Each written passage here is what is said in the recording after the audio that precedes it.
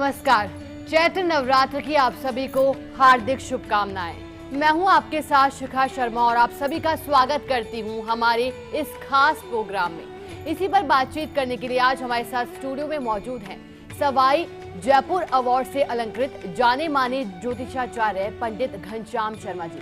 पंडित जी बहुत बहुत नमस्कार आपको। सबसे नमस्कार नमस्कार जी, सभी को हार्दिक शुभकामनाएं। नव संवत्सर की नया संवत्सर शुरू हो रहा है, सबको हार्दिक विशेष शुभकामनाएं। पंडित जी चैत्र नवरात्र चल रहे हैं, ऐसे में आज हम बातचीत करना चाहेंगे माँ के छठे स्वरूप की, जो कि है कात्यायनी। सबसे पहले तो यहीं से शुरुआत करेंगे पंडित जी, जानना चाहेंगे कि माँ का स्वरूप कैसा है, माँ कात्यायनी का। माँ कात्यायनी को नमस्कार है। नमो देव्यै महादेव्यै शिवायै सततं नमः। नमः प्रकृति भद्राय नियता प्रणता स्मताम्। कात्यायनी देवी नवदुर्गा में एक विशेष छठा रूप है। जो कन्याएं जिनका विवाह नहीं होता है वो भगवती कात्यायनी की पूजा करती है। तो भगवती का ऐसा स्वरूप है, उसके 4 हाथ है। पहले हाथ में खड्ग, एक हाथ में पुष्प और अभय मुद्रा, एक ऊपर के हाथ में अभय मुद्रा है और दूसरे में एक वर प्रदान कर रही है। अभय मुद्रा और वर प्रदान करती है माँ। तो ऐसी माँ भगवती अंकुश लेकर के और कात्यायनी स्वरूप में कात्यायन ऋषि के पुत्री के रूप में उत्पन्न हुई है, इसलिए इसको कात्यायनी देवी कहते हैं। पंडित जी ये तो हो गई माता के स्वरूप की बात, लेकिन यहाँ ये जानना भी बहुत ज़रूरी हो जाता है कि माँ की पूजा अर्चना किस तरह से की जाए, क्योंकि आपने भी इस बात का जिक्र किया कि जो अविवाहित महिलाएं होती हैं, कन्याएं होती हैं, वो माता की पूजा करती है। ऐसे में वो भी जानकारी चाहेंगी कि कैसे पूजा की जाए माता की। माता की पूजा के लिए वैसे ही जैसे नवचंडी की पूजा की जाती है, भगवती के छठा स्वरूप की पूजा पुराणों में उल्लेखित है। और इसका स्वरूप पहले ऐसे देखा जाएगा, प्रत्येक दिन भगवती को स्नान ध्यान करा के सुबह सुबह आसन पर बैठ जाइए, पूर्वमुखी या उत्तरमुखी हो जाइए। भगवती का चित्र सामने होना चाहिए, जैसे मंडल लगा रखा है, उसके सामने धूप दीप गंध अक्षत सभी सामग्री होती है। छठे रूप में भगवती की जो पूजा की जाती है उसमें विशेष करके माँ को केले का भोग लगाया जाता है और पुष्प, पीले पुष्प चढ़ाए जाते हैं। तो जो कन्याएं इनकी पूजा करती है वो मंत्र जप के साथ भगवती को प्रणाम करते हुए, और विशेष आराधना आवाहन कैसे किया जाता है, नमो देव्यै महादेव्यै शिवायै सततं नमः। नमः प्रकृति भद्राय नियता प्रणता स्मताम्। ऐसे भगवती का आह्वान किया जाता है, फिर ध्यान किया जाता है, फिर नित्य अर्चन के साथ स्नान ध्यान पूजन, दीपक लगाया जाता है। दीपक के बाद में नीराजन किया जाता है, आरती होती है, भोग षोडशोपचार पूजा की जाती है। आवाहनम आसनम पाघ्यम अर्घ्यम स्नानम। स्नान के बाद माता जी को चुनरी चढ़ाई जाती है, कलावा चढ़ाया जाता है। इस प्रकार से पंचोपचार षोडशोपचार पूजा करा के भगवती के फल लगाए जाते हैं विविध प्रकार के, और व्यंजन लगाए जाते हैं। उसमें मंत्र बोला जाता है, ओम नाभ्याः सिदंतरिक्ष घूषी रश्नोध्योः समवर्तत पद्भ्यां भूमि दिशः श्रोत्रा तथा लोकांग कल्पयन्नः। फिर 3 बार आचमन करा के भगवती को फल पुष्प धूप दीप से नीराजन की जाती है। इस प्रकार से षोडशोपचार पूजा करा के माँ को प्रसन्न किया जाता है। पंडित जी ये भी जानकारी चाहेंगे कि पूजा अर्चना के दौरान माता की किन बातों का विशेष ध्यान रखने की जरूरत है, ताकि माता भी प्रसन्न रहें और तमाम नियमों का भी पालन हो जाए। भगवती के विशेष करके ये ध्यान रखें कि माँ के कभी भी दूर्वा नहीं चढ़ती है। माँ भगवती को दूर्वा नहीं चढ़ती है और तुलसी नहीं चढ़ती है, इस चीज़ का विशेष ध्यान रखें। बाकी माँ को हलवा पूड़ी खीर अनेक प्रकार के व्यंजनों का भोग लगाया जाता है, अनेक प्रकार के विविध प्रकार के फल लगाए जाते हैं। पान सुपारी चढ़ाने का बहुत महत्व है माँ को, तो पान चढ़ाया जाता है, सुपारी चढ़ाई जाती है। उसके साथ साथ श्रीफल का विशेष महत्व है माँ को। जो पानी का नारियल होता है वो माँ को अर्पण किया जाता है और माँ प्रसन्न हो जाती है इससे। ये तो सावधानी तो 2 चीज़ बताए कि ये नहीं चढ़ानी है, बाकी चढ़ाने के लिए सब भगवती के लिए दरबार खुला होता है। जो श्रद्धा से मन से भगवती के अर्पण करता है। जो भी सामग्री भगवती उसको प्रसन्न होकर ग्रहण करती है। विशेष करके गुलाब के पुष्प इनको चढ़ाए जाते हैं एवं अगर मिल जाए तो कमल के फूल से बड़ी प्रसन्न होती है। तो माँ के अनार का भोग विशेष महत्व बताया गया है। अनार चढ़ाए और व्यंजन में विशेष करके दूध से बनी हुई वस्तु का भोग लगाने से माँ प्रसन्न होती है और अभय वरदान देती है भक्तों को, ऐसा शास्त्रों में वर्णन दिया गया है। पंडित जी, ये तो हो गई व्यंजन की बात, लेकिन क्योंकि हम यहाँ छठे दिन की बात कर रहे हैं, माँ कात्यायनी की बात कर रहे हैं, तो ऐसे में छठे दिन का क्या महत्व होता है और कैसे दिन की शुरुआत यहाँ पर की जा सकती है? प्रातःकाल उठते ही स्नान ध्यान करके माँ को कात्यायनी का स्वरूप, एक कथा आती है कात्यायन की कि एक जो ऋषि थे, कत नाम के ऋषि थे, उनके एक पुत्र ऋषि कात्यायन हुए।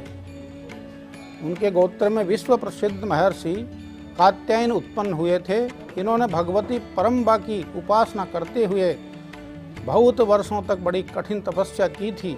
उनकी इच्छा थी कि माँ भगवती उनके घर में पुत्री के रूप में जन्म ले। माँ भगवती ने उन्हें यह प्रार्थना स्वीकार कर ली। कुछ समय पश्चात जब दानव महिषासुर का अत्याचार पृथ्वी पर बढ़ गया, तब भगवती को प्रकट होना पड़ा। कन्या के रूप में उनके माँ कात्यायनी के रूप में आई। ब्रह्मा विष्णु महेश ने अपने तेज से अंश दे करके उसको एक दिव्य कन्या के रूप में प्रकट किया, जो महिषासुर का वध किया। ये माँ कात्यायनी ने किया था उस समय। तो जब से कात्यायनी की पूजा कहलाती है और कुंवारी कन्याएं इनका पूजा करके विशेष आराधना करती है, ऐसी कथा शास्त्रों में मिलती है।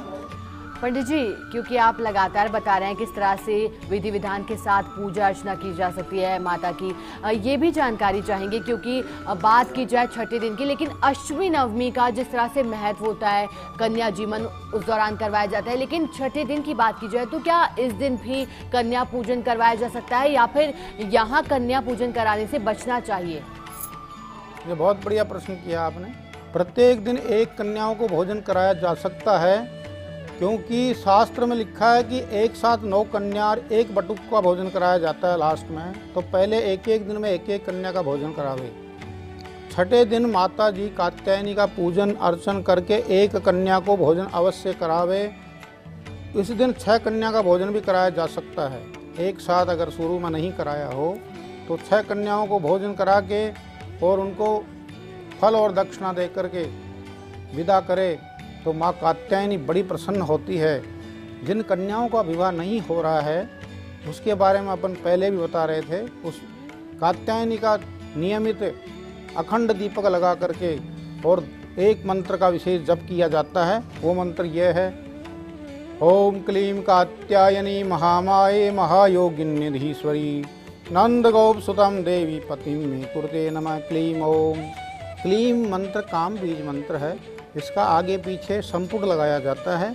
इस कात्यायनी मंत्र के जप करने से भक्तगण की मनोकामना तुरंत सिद्ध होती है। सटीक है, प्रैक्टिकल है। अनेक भक्तों ने, अनेक कन्याओं ने इसका फायदा उठाया है। लेकिन षोडशोपचार पूजा करके अखंड दीपक लगा करके पूर्वमुखी होकर के माँ कात्यायनी का प्रातःकाल ब्रह्म मुहूर्त के अंदर बैठ जाइए। रीढ़ की हड्डी सीधी होनी चाहिए, फिर मंत्र का जाप करें तो मनुष्य को बड़ी से बड़ी अर्थ धर्म काम मोक्ष की प्राप्ति हो जाती है। ऐसे अलौकिक तेज और प्रभाव से युक्त जो व्यक्ति माँ भगवती की आराधना करता है उसको मनपसंद वर अवश्य मिल जाता है और माँ की तो कृपा बनी जाती है। नमो देव्यै महादेव्यै शिवायै सततम नमः। नमः प्रकृति भद्रा नियता प्रणता स्मरान। ओम कात्यायने नमो नमः। इस मंत्र का भी जप किया जा सकता है, क्योंकि माँ को केवल प्रणाम करने मात्र से समस्त काम सिद्ध हो जाते हैं। तो चलिए, हमारी खास पेशकश में सिलसिला यूं ही जारी रहेगा। फिलहाल रुकेंगे एक ब्रेक के लिए, जल्द हाजिर होंगे।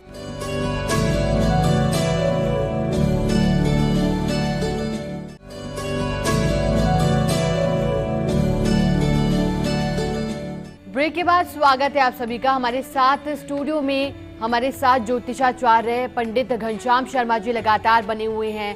पंडित जी, क्योंकि आप हमें बता रहे थे किस तरह से माँ कात्यायनी की पूजा की जा सकती है, लेकिन यहाँ ये भी हम जानकारी चाहेंगे, क्योंकि जो कन्याएं जिनका विवाह नहीं हो रहा है, कुछ परेशानी आ रही है, उनके लिए तो आपने बताया किस तरह से पूजन के साथ कुछ मंत्र भी हैं जिनका जाप करके माता को प्रसन्न किया जा सकता है, समस्या से निजात पाई जा सकती है। लेकिन उन लोगों के लिए भी जानकारी चाहेंगे जो घर में सुख समृद्धि चाहते हैं, कुछ परेशान हैं, तो वो किन उपायों को अपनाकर अपनी समस्या का निराकरण कर सकते हैं।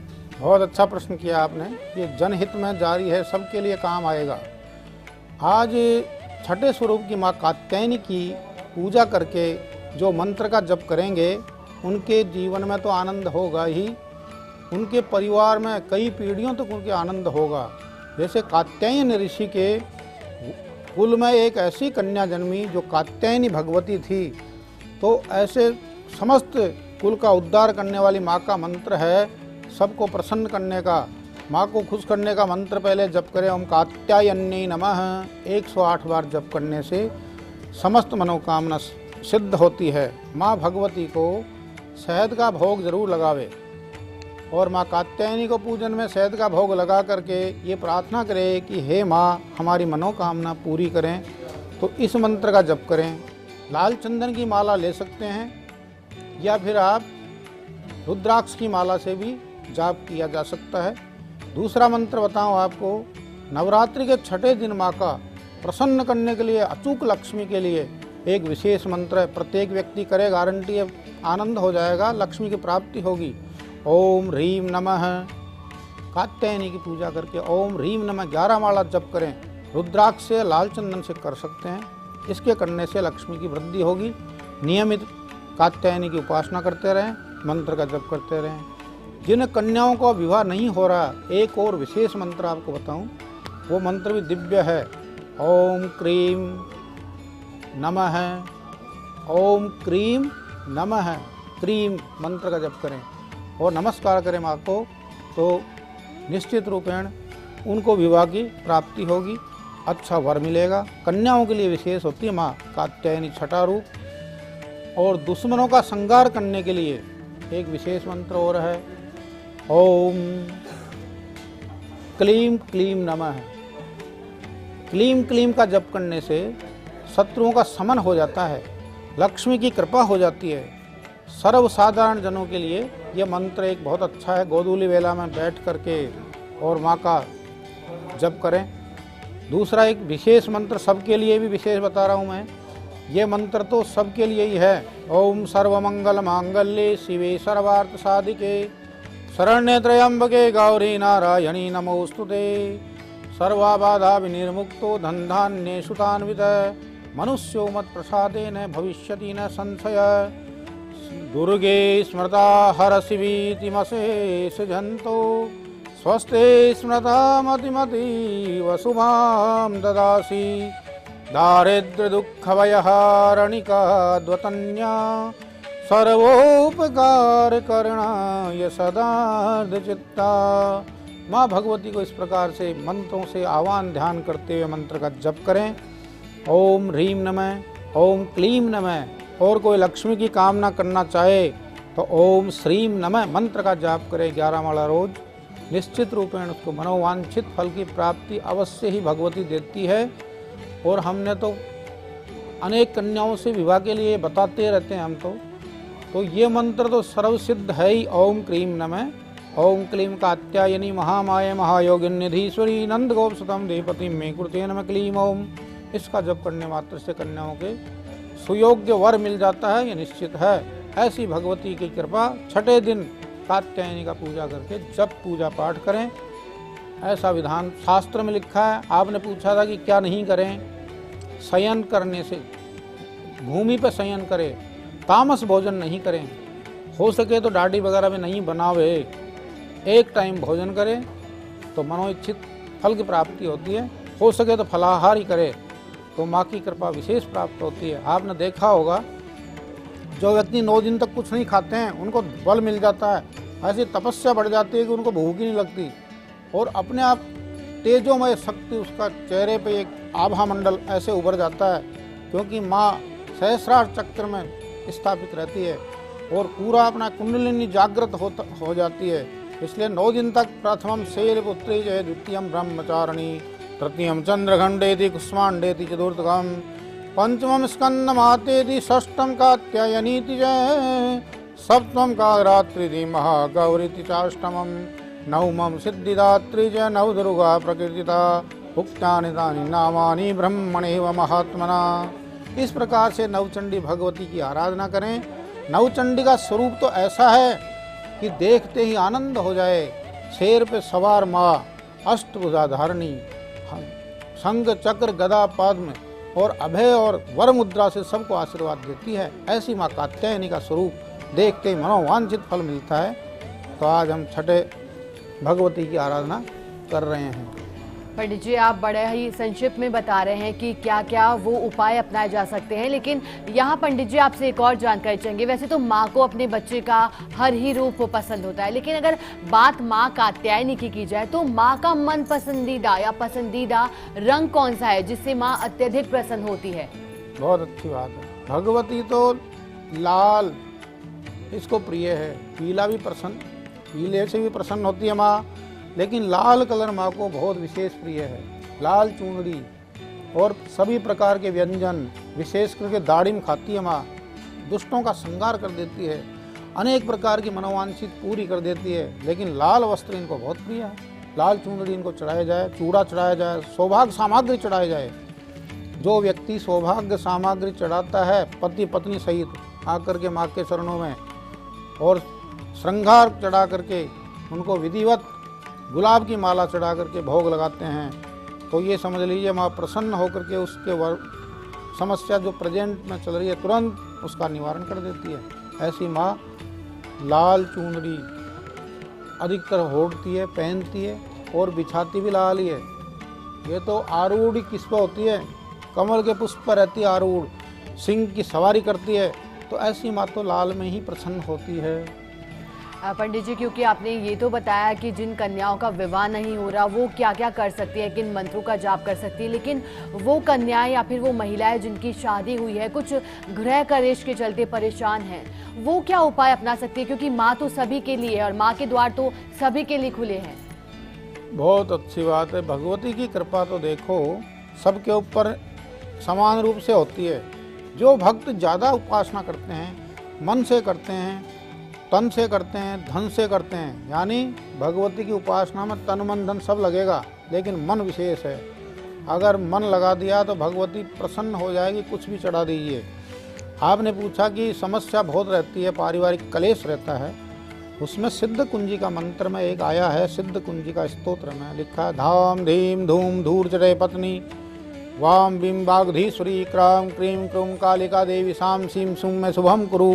इस मंत्र का कोई जप करे, 11-21 बार भी जप कर ले तो उसके मनोवांछित कामना पूरी होती है। पति पत्नी में कितनी भी लड़ाई हो, शांतम पापम शांतम पापम शांतम पापम 3 बार बोल करके केवल जल पी लीजिए, गुस्सा 1 मिनट में शांत हो जाएगा। अगर भयंकर पितृदोष हो, वास्तु दोष हो, सभी प्रकार के ग्रह दोष हो, उस परिवार के अंदर 9 दिन तक नवचंडी के पाठ करवावे घर में। और संपुट कौन सा लगाएं? सर्वाबाधा विनिर्मुक्तो धन धान्य सुतान्वित मनुष्यो मत प्रसादेन भविष्यति न संशय। इस मंत्र के जप से संपुटित पाठ कराने मात्र से भगवती की कृपा हो जाएगी। निश्चित रूपेण उस परिवार में अकाल मृत्यु नहीं हो सकती है, न कोई अनावश्यक खर्चा, मतलब अनावश्यक खर्चा होता है आजकल, ये उधर लग गया है, डॉक्टर के लग गया, ऐसे सब धीरे धीरे बंद होने लगेगा, बरकत होने लगेगी। ऐसी माँ भगवती कृपा करती है। नवचंडी, सतचंडी और सहस्त्र चंडी का पुराणों में, शास्त्रों में वर्णन किया गया है। इस प्रकार से सभी जन इस नवरात्र का आनंद ले। वो 9 संवत्सर का नवरात्र है, पूरा साल ठीक रहेगा। भगवती के नवचंडी के पाठ के साथ साथ जो व्यक्ति नहीं कर पाता हो वो केवल सुंदरकांड के पाठ रात्रि को करें, सिद्ध कुंजिका स्तोत्र के पाठ भी कर सकते हैं। ऐसी प्रार्थना करने मात्र से भगवती प्रसन्न हो जाती है। न कवचम नार्गला स्त्रोतम कीलकम न रहस्यकम न सुक्तम नापि ध्यानम तेन न्यासो न च वार्चनम कुंजिका पाठ मात्रेण दुर्गा पाठम फलम लवेत अति गुह्यतरम देवी देवानां विदुर्लभम गौपनीयम प्रियतन स्वयं योरि पार्वती मारणम मोहनम अस्तिम स्तंभ मनोच्चारणादिकम इस पाठ करने से मारण, मोहन, उच्चाटन यानी सब प्रकार की बाधाएं दूर हो जाती है, माँ कृपा करती है। तो सभी आनंद लेवें और भगवती का विशेष अनुष्ठान करें। इसमें एक और विशेष है, रामचंद्र जी के पाठ भी होते हैं। राम रक्षा स्तोत्र के पाठ करवा दीजिए। लौंग, कपूर, गूगल, धूप शाम को रोज जलावे, उसके परिवार में 7 दिन में आनंद हो जाएगा। कितनी भयंकर बाधा हो, राम रक्षा स्तोत्र, लौंग, कपूर, गूगल, धूप जलवा दीजिए, आनंद हो जाएगा। ऐसी माँ भगवती की आराधना हमें करनी चाहिए।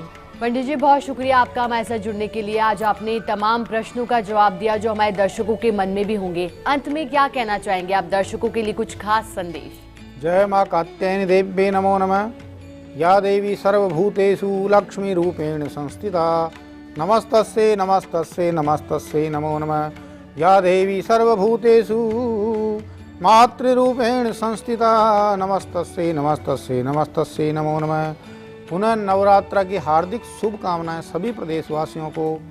आज हम माँ भगवती की विशेष आराधना कर रहे हैं, इसके लिए विशेष सबको आनंदमय, मंगलमय, मनोवांछित फल मिले, ऐसी हम कामना करते हैं।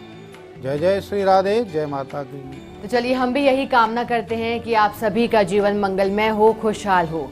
उम्मीद है कि आपको हमारा ये एपिसोड पसंद आया होगा। देखते रहिए फर्स्ट इंडिया। नमस्कार।